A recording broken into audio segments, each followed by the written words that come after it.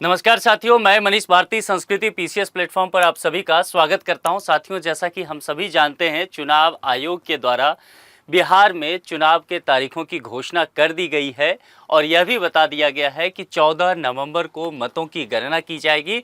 यानी कि उस दिन तय हो जाएगा कि बिहार में नई सरकार किसकी बन रही है।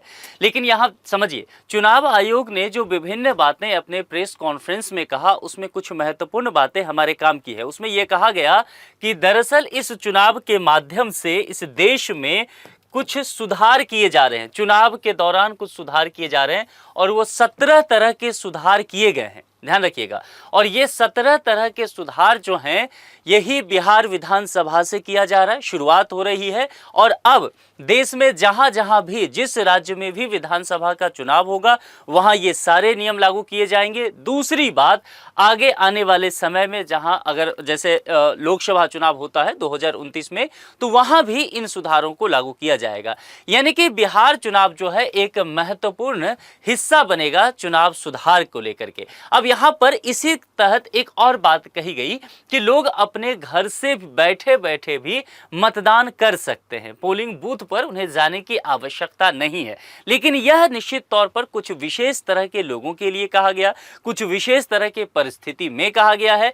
और यदि वो लोग हैं तो कौन लोग हैं, यह भी हम समझेंगे। दूसरी बात, सबसे महत्वपूर्ण बात, कि इसका प्रोसेस क्या है, पूरी प्रक्रिया क्या है, कि जिन लोगों को यह सुविधा दी जाएगी वो कैसे इस सुविधा का लाभ ले सकते हैं, उस पर आएंगे, विस्तार से चर्चा करेंगे। उससे पहले यहां पर एक सूचना आपके लिए है। संस्कृति आईएएस के द्वारा आपके लिए दिवाली स्पेशल ऑफर दिया जा रहा है, जिसकी वैलिडिटी 16 से 22 अक्टूबर तक रहने वाली है। पीसीएस फाउंडेशन कोर्स की चर्चा करेंगे तो मोर देन 60 to 75% तक का ऑफ तो आपको मिलेगा ही, साथ में 10% एक्स्ट्रा ऑफ भी आप इस ऑफर में ले सकते हैं। देखिए, यहां पर विभिन्न पीसीएस के कोर्सेज के विषय में बताया गया है और कॉन्टैक्ट नंबर दिया गया है 9555124124, या फिर sanskritIAS.com, इस पर विजिट करके भी आप ये जानकारी ले सकते हैं और फिर अपने मनचाहे कोर्स में नामांकन करा सकते हैं।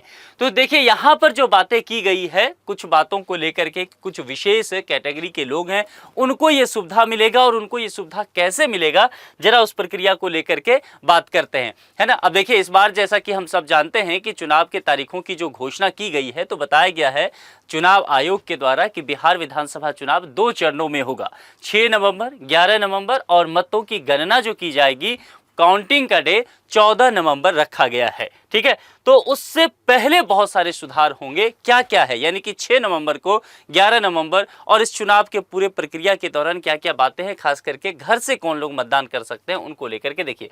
बिहार विधानसभा चुनाव को लेकर के 6 और 11 नवंबर को वोट डाले जाएंगे। अब यहां पर जो बातें कही गई है, जो मैंने कहा विशेष तरह के लोगों के लिए, सबसे पहला समझिए, वे लोग जो 85 वर्ष पूरा कर चुके हैं अपने जीवन का, तो 85 वर्ष या उससे अधिक उम्र के जो बुजुर्ग रहने वाले हैं, पहली बात, इनके लिए यह सुविधा। दूसरी बात, यानी कि घर से कौन दे सकते हैं मतदान।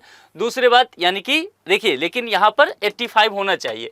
और दूसरा, यहां पर दिव्यांग लोगों के लिए और सरकारी कर्मचारी। अब सरकारी कर्मचारी में भी कुछ चीजें हैं, तो इनको घर बैठे ही वोट डाल सकेंगे, ये सुविधा दी गई है।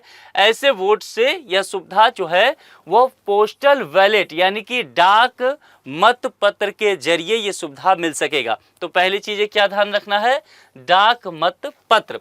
अब देखिए, यहां पर ऐसा नहीं है कि जो 85 से अधिक उम्र के हो गए उनको अनिवार्यतः डाक मत पत्र के जरिए ही मतदान करना है।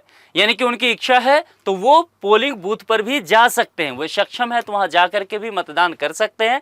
अन्यथा ये विकल्प उनके लिए है, वो इसका इस्तेमाल कर सकते हैं। यही जो है, जो दिव्यांग व्यक्ति हैं उनके लिए भी है। प्रक्रिया क्या है, सबसे महत्वपूर्ण बात यही है, इसको समझिए। मतदाताओं को चुनाव की अधिसूचना जारी होने के 5 दिनों के भीतर आवेदन करना होगा, है ना। इसके अलावा बीएलओ, यानी कि बूथ लेवल जो ऑफिसर होता है, बीएलओ के जरिए ऐसे वोटर्स को फॉर्म D12 भरना होगा। D12 एक फॉर्म आता है, इसको भरना होगा उनको आवेदन के लिए, और ये भर करके निर्वाची अधिकारी, यानी कि जो रिटर्निंग ऑफिसर होते हैं, उनके पास इस D12 फॉर्म को सबमिट करना होगा। इसके बाद पोलिंग टीमें घर घर जाएंगी और मतदाताओं से वोट कलेक्ट करेंगी। ठीक है, यानी कि यहाँ पर जब आप रिटर्निंग अधिकारी के पास भरेंगे, वो जांच कर लेंगे, सही पाया जाएगा। फिर जो है पोलिंग टीम आपके घर खुद ही चली जाएगी, आपको वहां पर कुछ नहीं करना है और फिर जो है आपसे मत लिया जाएगा। अब किनको ये सुविधा दिया जा रहा है, जरा ये समझते हैं। चुनाव आयोग ने जो जानकारी दिया है उसके अनुसार जनप्रतिनिधित्व अधिनियम 1951 की धारा 60C के तहत ये किया गया है कि कुछ वोटर्स को सुविधा दी गई है। किनको किनको, देखिए वे लोग होंगे जो मतदान वाले दिन जरूरी सेवाओं में लगे होंगे। क्योंकि देखिए बहुत सारे लोग होंगे ना जो मतदान वाले दिन में कहीं ना कहीं जरूरी सेवा में लगे हो सकते हैं। हो सकता है कि समस्तीपुर में वोटिंग हो रहा हो और जो समस्तीपुर के एक मान लेते हैं स्वास्थ्य कर्मचारी हैं, मतदान ड्यूटी उनको दे दिया गया हो और वो जहानाबाद में पोस्टेड हो और 6 नवंबर को आप जानते हैं समस्तीपुर में वोटिंग है, ठीक है, तो संभव है 6 नवंबर की उनकी ड्यूटी कहां पर हो जाएगा, जहानाबाद, तो फिर वो मत कैसे डालेंगे। तो इसी तरह की सुविधा की जाती है ऐसे लोगों के लिए कि अगर जरूरी सेवा में चुनाव के दिन हैं सरकारी कर्मचारी, आपको ध्यान है मैंने कहा था कि तीसरी कैटेगरी में बताया गया है कि सरकारी कर्मचारी भी ऐसा कर सकेंगे कि घर बैठे डाक मत पत्र के जरिए वोट कर सकेंगे, लेकिन उनके लिए टर्म एंड कंडीशन है कि उसी दिन वो अपने विधानसभा क्षेत्र में ना होकर के कहीं और अगर पोस्टिंग है उनकी चुनाव कार्य में लगे हुए हैं तो फिर ये दिखा करके इस सुविधा का लाभ वो ले सकते हैं, ठीक है। तो स्वास्थ्य सेवा में बहुत लोग लगे हो सकते हैं, देखिए फायर ब्रिगेड में जो लोग काम करते हैं, ट्रैफिक पुलिस हैं, इसके अलावा बिजली विभाग, एम्बुलेंस सेवाएं, विमानन और लंबी दूरी की सरकारी सड़क परिवहन निगम से जुड़ी सेवाएं, इस सुविधा में जो लोग भी शामिल हैं इन सारे कामों में, तो जाहिर सी बात है वो उस दिन जाकर के नहीं मतदान कर पाएंगे। इसी वजह से यहाँ पर चुनाव आयोग ने कोशिश किया है कि उनका मतदान लिए जाए। इसके साथ ही मीडिया कर्मियों के लिए भी यह सुविधा होगी, ये एक नई बात यहाँ से की जा रही है, बेहतर है। यह फैसला इस वजह से लिया गया है ताकि लोगों को वोट डालने में आसानी हो सके, खासकर वैसे लोगों को आसानी हो जो पोलिंग बूथ तक नहीं पहुंच सके। देखिए चुनाव आयोग के द्वारा यह कोशिश की जा रही है कि अधिक से अधिक मतदान हो। एक टर्म होता है जिसको बोलते हैं फाइनल वोटर टर्नआउट।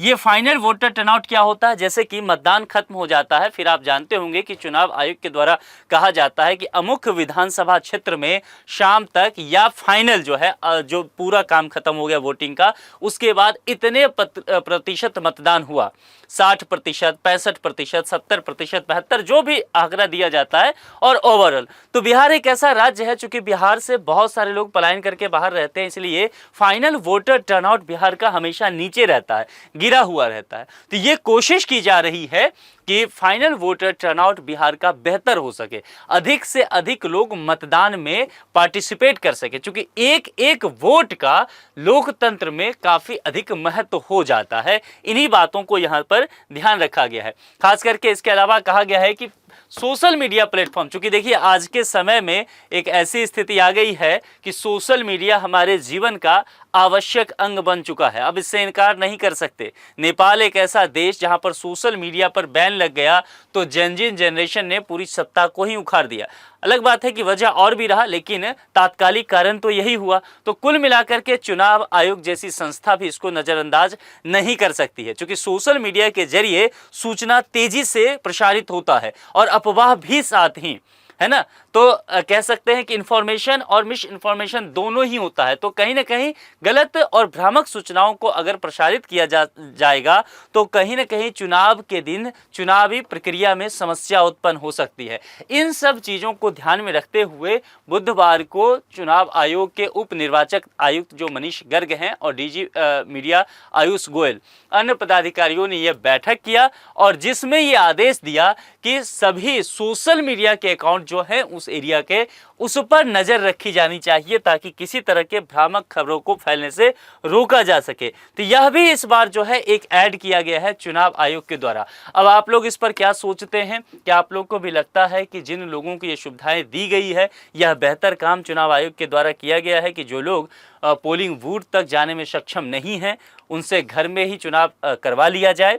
और सोशल मीडिया खास करके जो नज़र रखने की बात की गई है यह कितना प्रभावी होगा बिहार विधानसभा चुनाव के लिए, और क्या इन सब चीज़ों से फाइनल वोटर टर्नआउट बढ़ेगा? आपके जो भी विचार हैं कमेंट बॉक्स में लिख करके बता सकते हैं। आज के लिए इतना ही। जुड़ने के लिए आप सभी का बहुत बहुत शुक्रिया। Thank you so much.